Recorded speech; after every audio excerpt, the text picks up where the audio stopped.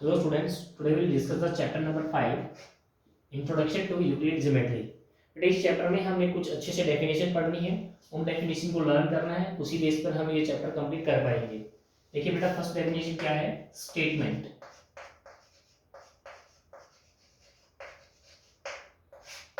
Statement क्या होती है? अ सेंटेंस विच कैन जज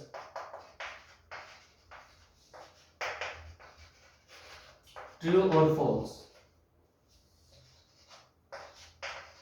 कोई भी सेंटेंस अगर हम ट्रू और फॉल्स बता पाए वो एक स्टेटमेंट होती है।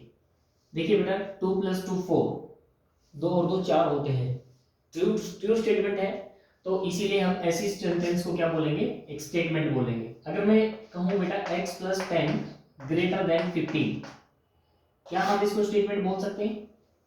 बिल्कुल भी नहीं बोल सकते, क्योंकि बेटा यहाँ पर x फाइनाइट नहीं है, x हमें नहीं पता। अगर x 5 हुआ, 4 हुआ या कुछ वैल्यू हुआ तभी हम बता पाएंगे कि ये ट्रू होगा या फॉल्स होगा। विदाउट एनी इंफॉर्मेशन x + 10 > 15 होगा तो वो एक स्टेटमेंट नहीं होगा, क्योंकि स्टेटमेंट में क्या बोला गया है, a sentence which can just true और फॉल्स। किसी भी सेंटेंस में अगर हम बता पाए ये ट्रू है या फॉल्स है तभी वो एक स्टेटमेंट होगा। गेट इट बेटा? After statement, theorem. Next definition is theorem. Theorem. Theorem. Theorem देखिए बेटे क्या होती है? A statement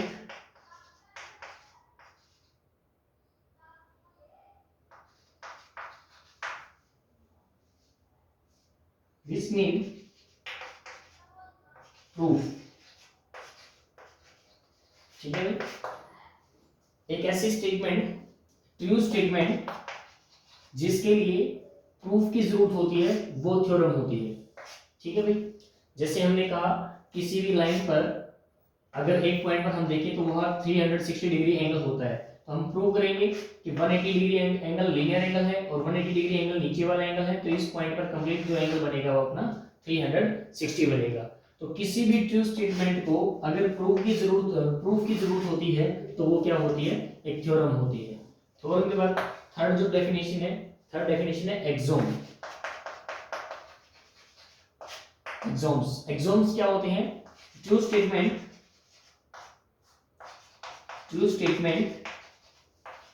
which need not proof, यानी कि हम कह सकते हैं that are the universal truth। तो ऐसी ट्रू स्टेटमेंट जिनको प्रूफ की जरूरत नहीं होती वो होते हैं एक्सियोम, और जिनको प्रूफ की जरूरत होती है वो क्या होते हैं बेटा, थ्योरम। और ऐसे सेंटेंस जिसको जज करके हम ट्रू और फॉल्स बता पाए वो क्या होते हैं, स्टेटमेंट। तो यहाँ पर जो ट्रू स्टेटमेंट होती है जिनको प्रूफ की जरूरत नहीं होती, ऐसे एक्सियोम्स को हम क्या करेंगे, एक्सियोम्स कैन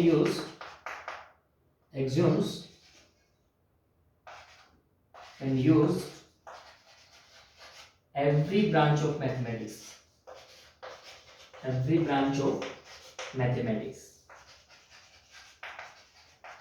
इसको हम मैथ से किसी भी ब्रांच में यूज कर सकते हैं। सपोज ब्रांचेस क्या क्या होती है, जैसे हमारे अलजेब्रा होता है, अलजेब्रा ज्योमेट्रिक होता है और अरिथमेटिक होता है। तीनों ब्रांच में बेटा हम ऐसी ट्रू स्टेटमेंट को यूज करेंगे तो एक्सोम्स को हम इन तीनों ब्रांच में से कहीं पर भी यूज कर सकते हैं। ये ऐसी ट्रू स्टेटमेंट होती है। और पोस्टुलेट क्या होते हैं, इसके बाद नेक्स्ट डेफिनेशन है postulate.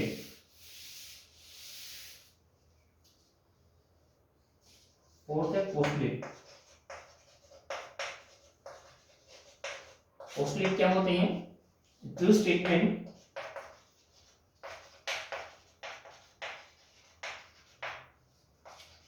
which used only in geometry, जिसको हम ओनली ज्योमेट्री में यूज करते हैं वो क्या होते हैं, पोस्टुलेट होते हैं। तो इस टाइप से हमने स्टेटमेंट, थ्योरम, एक्सियोम्स और पोस्टुलेट पढ़ी है। लास्ट जो डेफिनेशन है वो है अपनी कोरोलरी। कोरोलरी क्या होता है भाई? कोरोलरी होता है कि in which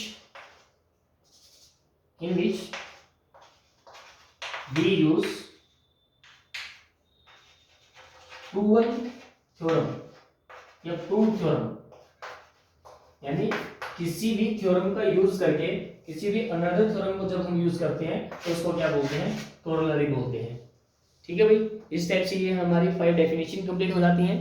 इसके बाद हम कुछ बेसिक इन्होंने एग्जाम्स और पोस्टलेट दिए हैं उनके बारे में पढ़ लेते हैं।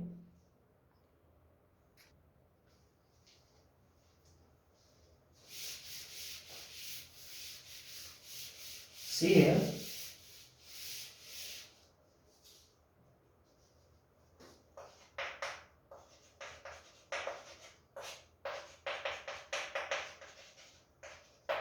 फर्स्ट एग्जाम क्या किया मैंने आपको, things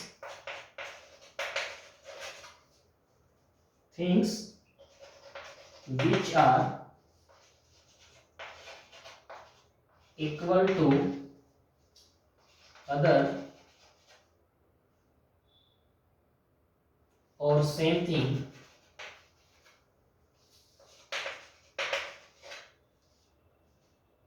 are equal to one another, are equal to one another।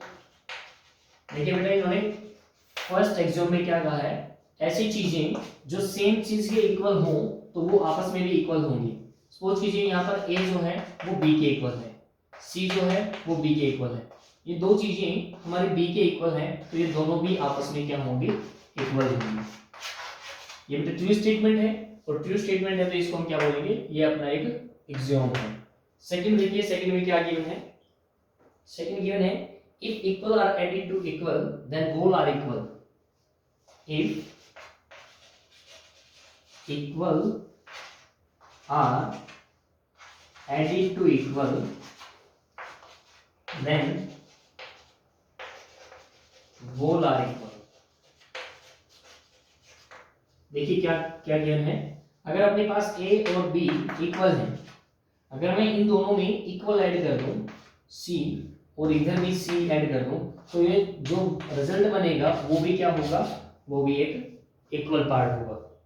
Gate it. Next देखिए थर्ड क्या है, if equal are subtracted from equal, third में क्या है, if equal are subtracted from equal then remaining are also equal, remaining are also equal। इसी type से हो जाएगा बेटा, अगर a और b हमारे पास इक्वल है, if a equal to b है तो अगर इसमें से सेम चीज सब्ट्रैक्ट कर दें तो रिजल्ट जो रहेगा a minus C equal to b minus C रहेगा। ठीक है बेटा, इसके बाद फोर्थ देखिए, नेक्स्ट एक्सियोम देखिए,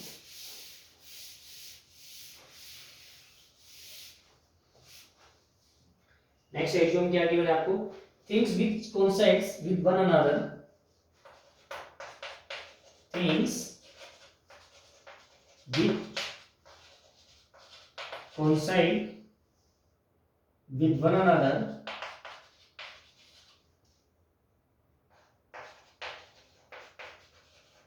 are equal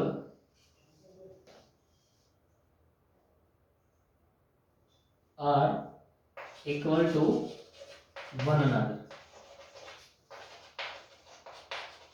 क्या कहा है इन्होंने, इन्होंने ये कहा है अगर जो चीजें कोइंसाइड करेंगी वो भी क्या होंगे, आपस में इक्वल होंगी। देख लीजिए बेटा, अपने पास एक लाइन है, अगर ये ए बी कोई लाइन है, इसको कोई x y line superimpose कर रही है, सपोज कीजिए एक्स वाई भी इसके ऊपर क्या है, सुपर इम्पोज कर रही है, इसी के इक्वल कोइंसाइड है, तो हम कहेंगे कि ए बी लाइन जो है वो एक्स वाई लाइन के इक्वल होगी। और हमारे पास कोई एक सर्कल, अनदर एग्जांपल ले लीजिए, कोई एक सर्कल है और उसकी रेडियस है r, अगर इसी के ऊपर r1 रेडियस वाला अगर कोई सर्कल सुपर इम्पोज कर रहा है तो वो अगर कोई r1 और दूसरा सर्कल है तो ये दोनों के दोनों सर्कल्स क्या होंगे, आपस में इक्वल होंगे।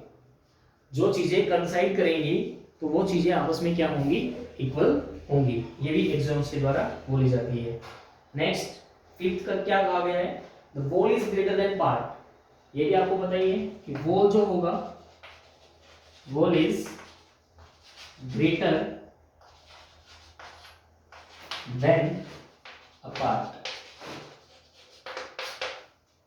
जो वॉल है कंप्लीट, वो किसी भी एक पार्ट से, छोटे पार्ट से हमेशा क्या होता है, बड़ा होता है। ये तो अंडरस्टूड सी बात, ट्रू स्टेटमेंट है सारी ये सारी, इसीलिए इनको एग्जाम्स बोला गया है। 6 देखिए 6 में क्या कहा गया है, things which are double to the same things, things 6 है, थिंग्स which are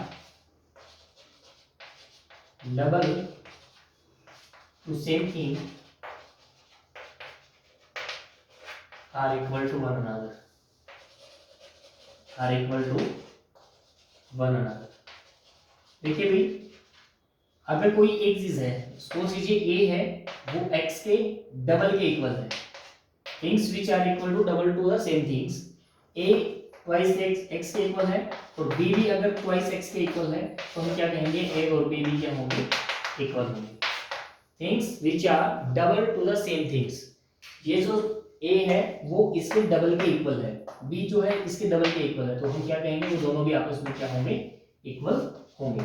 सेम हम ये भी कह सकते हैं, things which are half to the same things are equal to one another, जो सेम थिंग्स का हाफ होंगी वो भी क्या होंगे बेटा, इक्वल होंगी।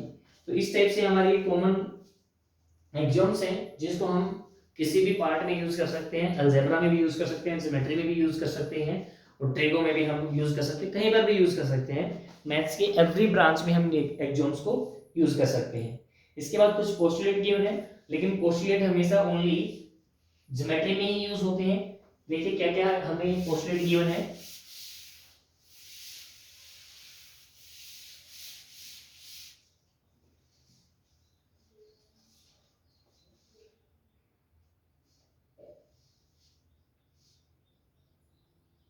फर्स्ट पोस्टुलेट देखिए बेटा क्या गिवन है,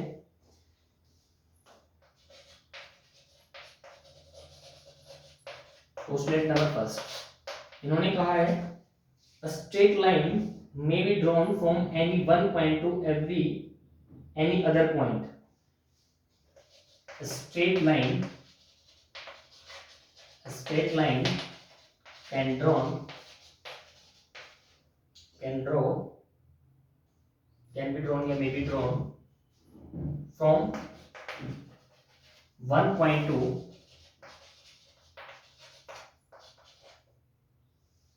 any other point।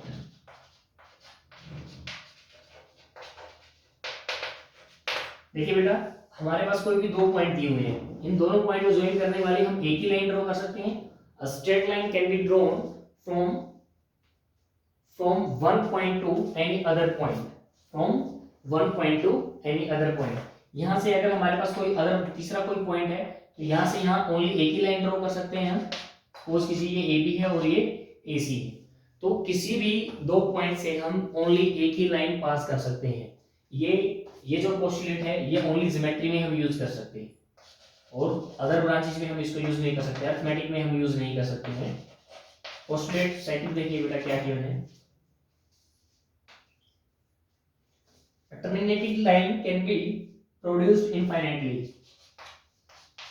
terminating line can be drawn या can be produced infinitely।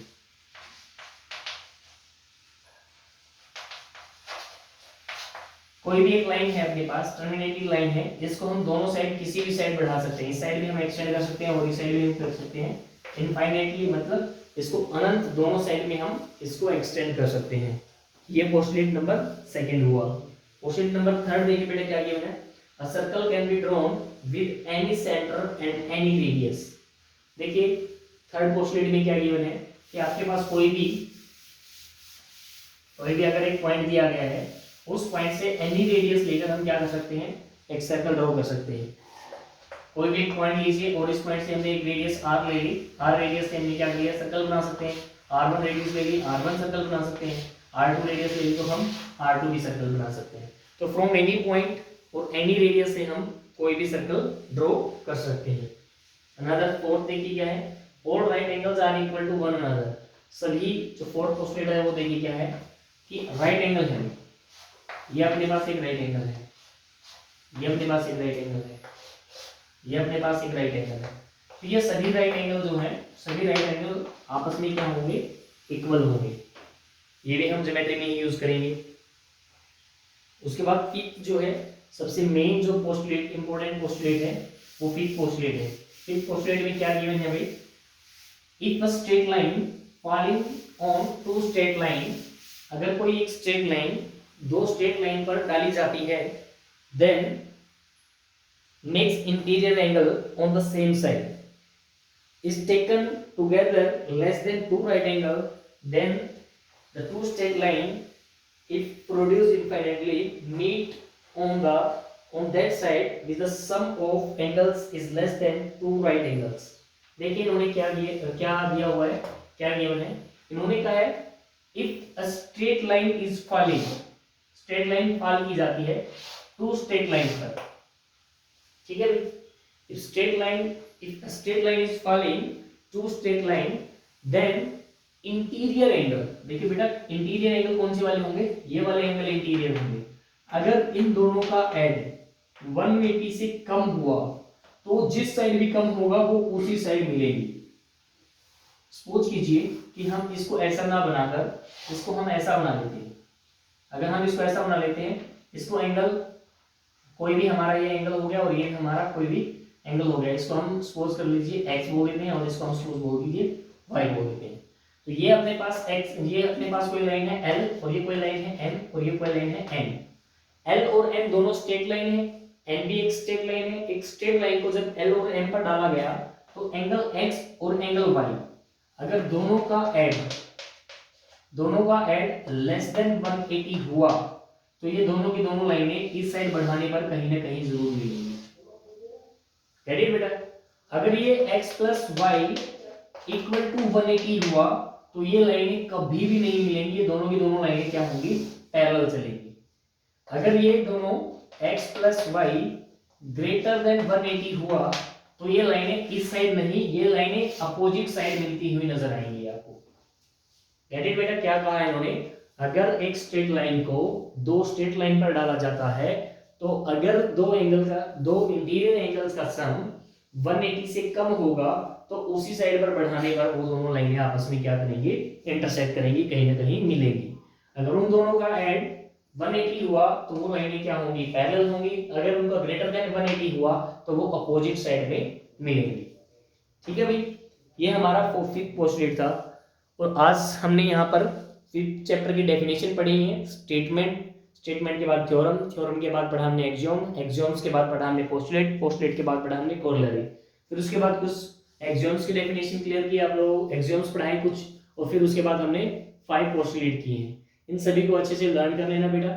Next जो अपकमिंग एक्सरसाइज है हमारे, उसमें हमें इनका यूज करना है। होप्स हो कि ये सभी आपको समझ में आया होगा। Thank you students, have a nice day.